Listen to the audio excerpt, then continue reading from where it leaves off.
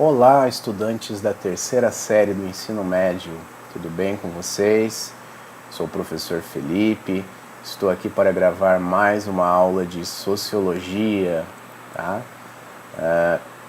Estou trazendo um conteúdo para vocês que se chama Cidadania, Direito a ter direitos, tá? Nós continuamos falando de cidadania, como nós falamos na aula passada, mas agora nós vamos falar um pouco sobre os nossos direitos como cidadão. Um assunto muito importante, ainda mais nos tempos que estamos vivendo. Tá? No primeiro slide de capa aqui, nós vemos várias pessoas, né, com a mão levantada em rumo à bandeira do Brasil, né, querendo participar das decisões como cidadãos, né, como todo mundo deveria participar ativamente das decisões democráticas. Vamos lá, para o próximo slide, segundo slide. Cidadania, direito a ter direitos.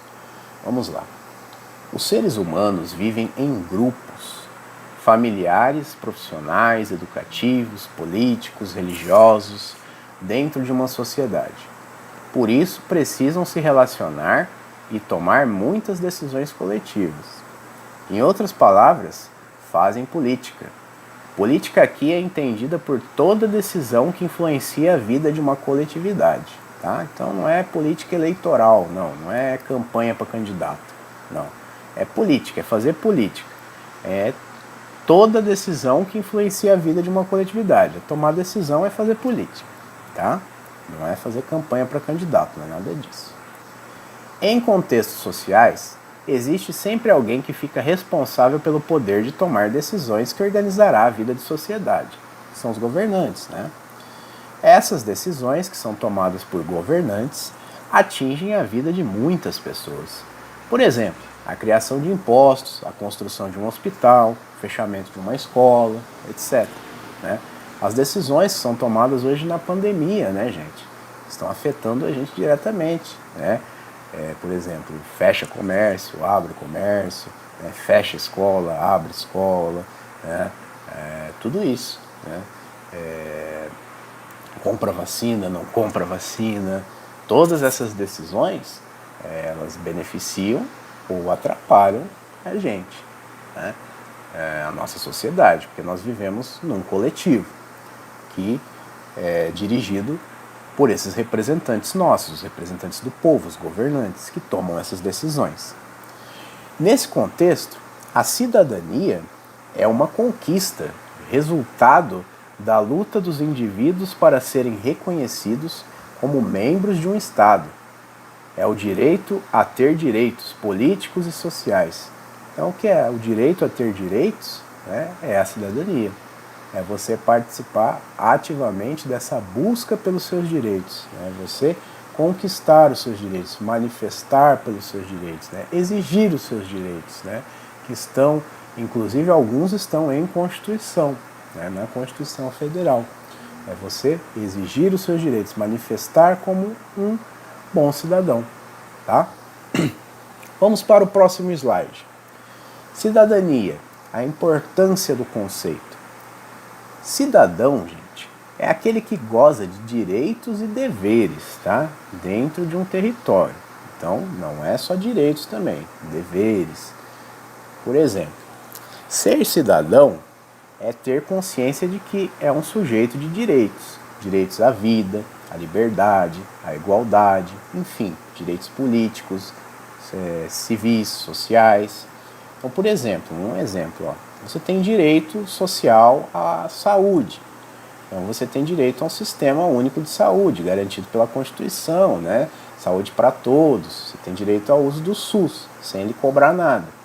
Mas você tem o dever de, por exemplo, nessa pandemia global que estamos vivendo, em que o vírus é transmitido por gotículas no ar, você tem o dever de usar máscara, né, na sociedade, porque você pode transmitir o vírus para outra pessoa se você não estiver usando máscara. E como você vive em sociedade, né, como você vive em coletividade, é seu dever cumprir essa lei também, né? Então você tem que utilizar a sua máscara também, né? E também tem o direito de utilizar o SUS. Então veja que é uma via de mão dupla, né? Você tem que obter esse direito, mas você também tem que respeitar esse dever, né? Vamos lá. Entretanto, a cidadania pressupõe também deveres, né? Como eu falei aqui.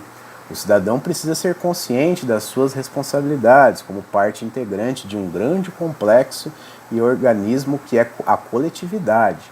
E para alcançarmos seu bom funcionamento, todos têm que dar a sua parcela de contribuição. Nada mais do que eu falei, né? Por exemplo, para nós eliminarmos o vírus, né, todos nós temos que tomar as vacinas, né, fazermos o isolamento, né, usarmos as máscaras, né, então não é apenas direitos, né, nós não temos só o direito à saúde, por exemplo, nós também temos que fazer a nossa parte, os nossos deveres, por exemplo, é tudo um conjunto, entenderam? Quem não tem direitos está à margem ou excluído da vida social e da tomada de decisões. Somente participando se chega ao objetivo final, coletivo, a justiça em seu sentido mais amplo, ou seja, o bem comum. Então, resumindo, tudo depende do coletivo, não se faz nada sozinho. Você tem que entender que o cidadão tem direitos, deveres, tudo isso a serem cumpridos e tem que pensar coletivamente, não sozinho, tá?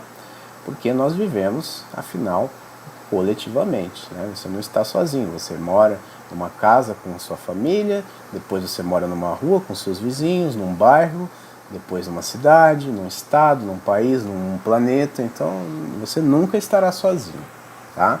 Você sempre estará em um coletivo, tá bom? Vamos para o próximo slide. Formalização dos direitos da cidadania. Qual é a construção histórica da cidadania? Para o nosso autor aqui, o Marshall, né, que escreveu A Cidadania e a Classe Social, em 1950, ele considera que é por meio de construções históricas que se constitui a ideia de cidadania, tá? Então a cidadania ela foi se construindo ao longo da história, como se foram construindo os direitos também. Os direitos foram sendo adquiridos e a cidadania foi sendo construída também. Primeiro se adquiriram os direitos civis no século XVIII, depois os direitos políticos no século XIX, depois os direitos sociais no século XX, isso falando de mundo, tá? E aí a cidadania foi se construindo para o Marshall, por exemplo, que escreveu Cidadania e Classe Social, que é o autor que eu trouxe aqui de base para comparar para vocês. Já no Brasil, aqui como diz o próximo slide, né, vamos aqui para o próximo slide. A formalização dos direitos da cidadania é apontada pelo José Murilo de Carvalho, né, no livro Cidadania no Brasil, né, como por meio das construções históricas, né, também. Ela é apontada também por meio das construções históricas, né, assim como o Marshall diz, né, e através dos direitos políticos, né, com a participação, os direitos civis, os direitos sociais, né, também, tudo isso. Da mesma forma se faz aqui no Brasil, tá bom? E aqui na imagem vocês podem até ver, né, uma manifestação política muito importante que foi da época do Collor, né? E aqui são estudantes, né, que estão com as caras pintadas pedindo o impeachment do presidente Collor, né? Isso foi um movimento muito importante da época, né, que gerou o impeachment do presidente Collor, né? O movimento Caras Pintadas, por exemplo, é um dos movimentos muito importantes para a construção da cidadania. Então, o José Murilo de Carvalho diz que é a mesma coisa, igual o Marshall aqui. A cidadania é construída também através da história, né? Através da construção dos direitos políticos, civis, sociais, né? Igual o Marshall diz. Vamos para o próximo slide. Direitos civis, o que é? Ter direito a quê? Primeiramente, a vida, a igualdade perante a lei, a liberdade, a expressão, por aí, os direitos civis. São esses os exemplos de direitos civis, tá? São direitos que você tem dentro da civilização. Direito como cidadão, você tem direito a viver, a ser igual perante a lei, a ter liberdade, a se expressar, né? São direitos básicos dentro de uma civilização, né? Próximo slide. Direitos políticos, né? É os direitos que você vai ter para participar do destino da sociedade, né? É o direito de votar, de ser votado, né? Se candidatar a um cargo, ser votado, né? Na administração do governo, se associar-se às instituições, manifestar-se quando tiver alguma coisa errada, você ir para a rua e se manifestar, né? Montar associação de bairro, de instituição pública, enfim, são os direitos, participar, né, do destino da sociedade, do comando da sociedade também. Esse é o direito político, tá? Próximo slide. Direitos sociais. É a participação da riqueza coletiva, né? Você também tem um retorno, né, do Estado quantitativo, né, em relação à riqueza, né, como educação, direito à saúde, direito à cultura. Então tem direito à educação pública, né, saúde pública, né, cultura também. Então você tem o SUS, né, você tem escola pública, por exemplo. Então todo o brasileiro tem direito a isso, por exemplo, entendeu? Está na Constituição, inclusive, né? Vamos para o próximo slide. Aqui a gente tem uma provocação, né, que eu trouxe aqui para vocês, que é um poema, né, um pequeno trecho aqui de um versinho atribuído ao Bertolt Brecht, que é um teórico do teatro, né, e se chama Um Analfabeto Político, né? E olha só o que ele diz. O pior analfabeto é o analfabeto político. Ele não ouve, não fala, nem participa dos acontecimentos políticos.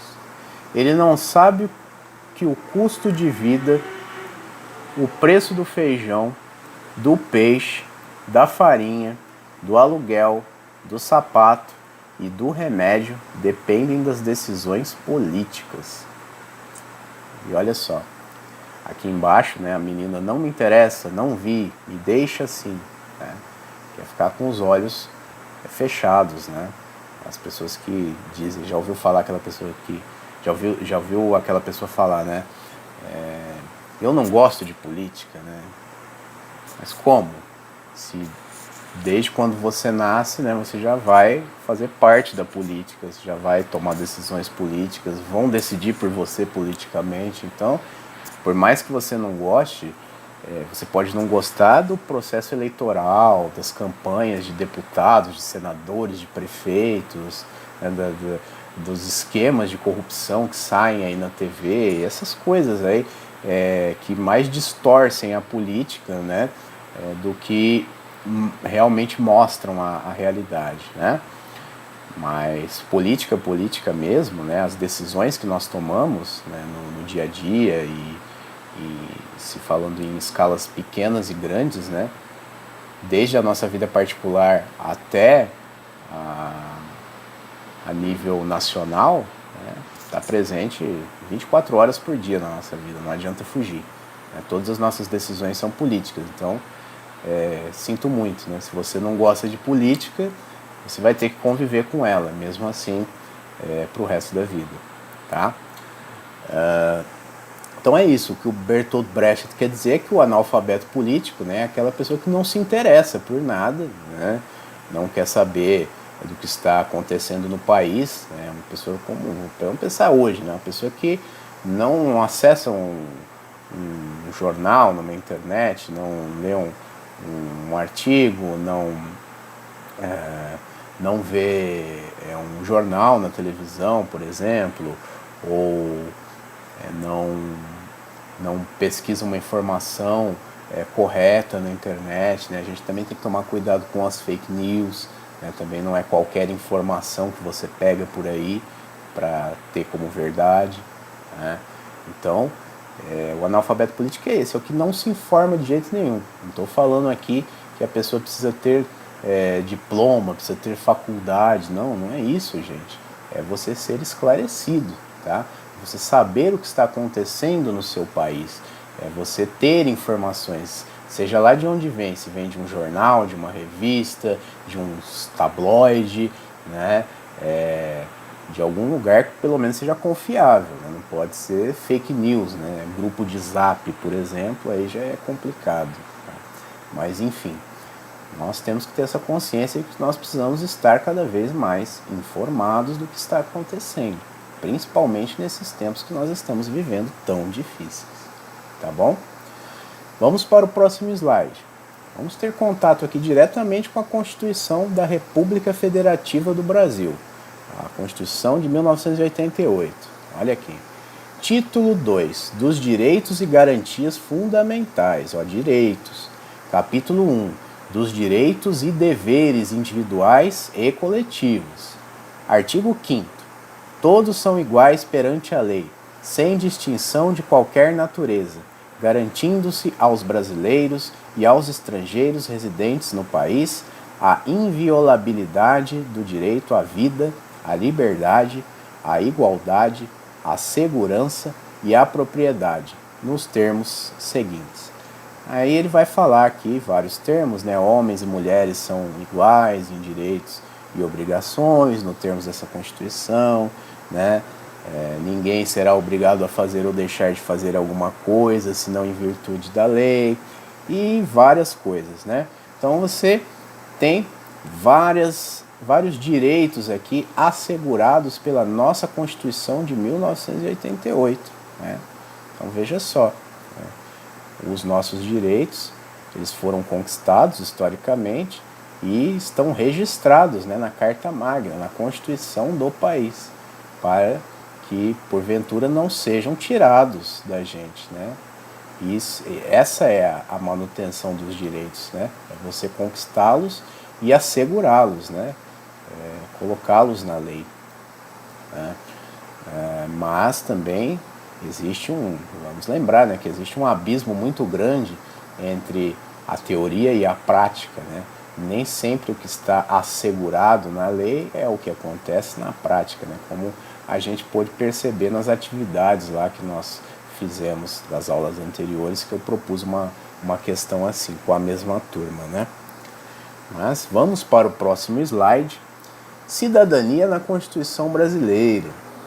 Alguns exemplos de cidadania estão previstos na Constituição Federal de 1988, como inviolabilidade do direito à vida, que eu li lá na Constituição, direito à liberdade, direito à igualdade, direito à segurança, direito à saúde. Então olha só quantos direitos que já estão assegurados na nossa Constituição, né? Olha só o quanto a gente já caminhou, né? Já estão assegurados esses direitos. E volto a mencionar aqui o direito à saúde, que é muito importante. O direito à saúde pública, o Sistema Único Universal, o SUS, é uma ideia que nós temos fantástica, né? Um atendimento universal, gratuito, né, para a população inteira de um país continental como o nosso, né? Isso é um projeto fantástico, né, de idealização fantástico, né? E nós temos esse direito garantido por Constituição, tá? Vamos para o próximo slide. Vamos entender as diferenças aqui das cidadanias, né? Que eu falei um pouco para vocês entre diferença de teoria e prática, né? Cidadania formal, né? Refere-se à maneira como a cidadania está descrita formalmente na lei, nas constituições nacionais. É a garantia que o indivíduo tem para lutar legalmente por seus direitos, tá? Então é o que está lá na lei, é a manutenção, né, dos direitos. A pessoa conquistou, né, as instituições conquistaram, né, esses direitos para a população, por melhor dizer, conquistou esse direito, né? E está assegurado na lei, né? E agora vamos ver a cidadania real, né? Que refere-se à maneira como a cidadania é vivida na prática, no dia a dia, dentro das suas contradições, faltas e desigualdades. Exemplo, o acesso ao direito à moradia. Então, por exemplo, isso. Existe esse grande abismo, né? Essa grande diferença, né, do que digamos assim, como a grande maioria fala, né, no papel, né, e na prática, né? Mas lembre-se sempre, né, que é muito importante que nós garantemos, né, esse no papel também, né, porque é aí que vai dar as bases, né, para que a gente consiga lutar à frente, né, pelos meios legais, através dos meios democráticos, né? Nós temos que garantir que essas leis sejam inseridas, né, nas constituições, através das emendas, né, para que nós possamos ter bases legais, né, para lutar democraticamente, né, que isso é muito mais satisfatório. Tá bom? Vamos para o próximo slide e acabou a nossa aula. É isso. E temos aqui a nossa atividade, que é uma atividade reflexiva. Tá? Eu vou ler essa pequena manchete aqui, depois se vocês quiserem, pesquisem a reportagem. Tá? É só jogar aqui a manchete no Google com o nome do jornal e a data que vocês acham bem facilmente. Tá? Homem recebe conta de 1,1 milhão de dólares do hospital onde se tratou de Covid-19 nos Estados Unidos, Michael Floor.